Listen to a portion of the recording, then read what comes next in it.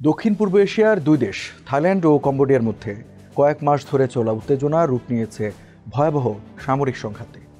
24 জুলাই বৃহস্পতিবার প্রতিবেশী দুই দেশের সামরিক বাহিনীর সদস্যরা চালিয়েছে পাল্টাপাল্টি বিমান ও রকেট হামলা। কম্বোডিয়ার সামরিক স্থাপনায় যুক্তরাষ্ট্রের F-16 যুদ্ধবিমান দিয়ে হামলা চালিয়েছে থাইল্যান্ড। জবাবে কম্বোডিয়াও চালিয়েছে পাল্টা হামলা।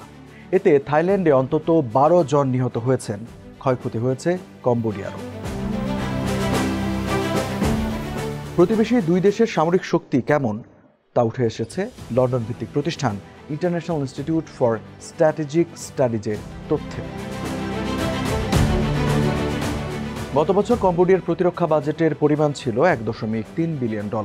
দেশটির সক্রিয় সেনা সদস্য রয়েছেন 1,24,300।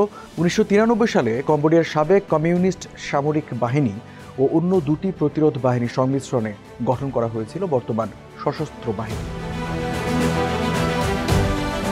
দেশটির সশস্ত্র বাহিনীর মধ্যে সেনাবাহিনী সবচেয়ে বড়। কম্বোডিয়ার সেনাবাহিনীতে প্রায় 75,000 সেনা রয়েছেন। তাদের সহায়তায় রয়েছে 2 শতাধিক যুদ্ধ ট্যাঙ্ক, আর্টিলারি 480টি। থাইল্যান্ডকে পশ্চিমা সামরিক জোট ন্যাটোর বাইরের প্রধান মিত্র হিসেবে বিবেচনা করে যুক্তরাষ্ট্র। 2024 সালে থাইল্যান্ডের প্রতিরক্ষা বাজেট ছিল $5.73 বিলিয়ন। দেশটির সশস্ত্র বাহিনীতে সক্রিয় সদস্যের সংখ্যা 3,60,000-এর বেশি।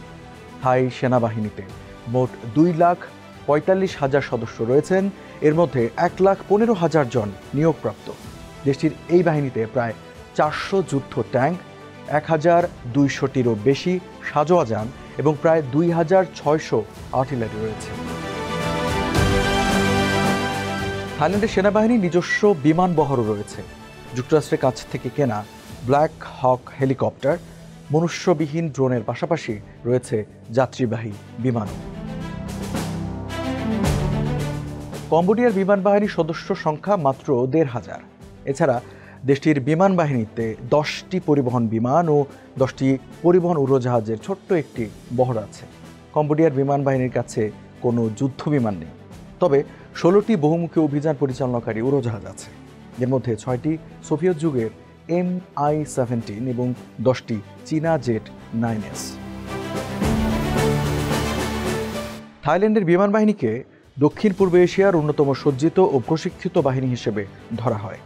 এই বাহিনীতে প্রায় 46,000 সদস্য, 112টি কমব্যাট বিমান রয়েছে, যার মধ্যে 28টি F-16 ও 11টি সুইডিশ গ্রিপেন যুদ্ধ বিমান।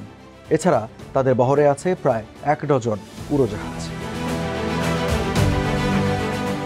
কম্বোডিয়ার নৌবাহিনীতে প্রায় 2,800 সদস্য রয়েছেন, যার মধ্যে 1,500 নৌপদাতিক সেনা। এছাড়া 13টি টহল ও উপকূলীয় যুদ্ধজাহাজের পাশাপাশি রয়েছে একটি উভচর অবতরণ জাহাজও।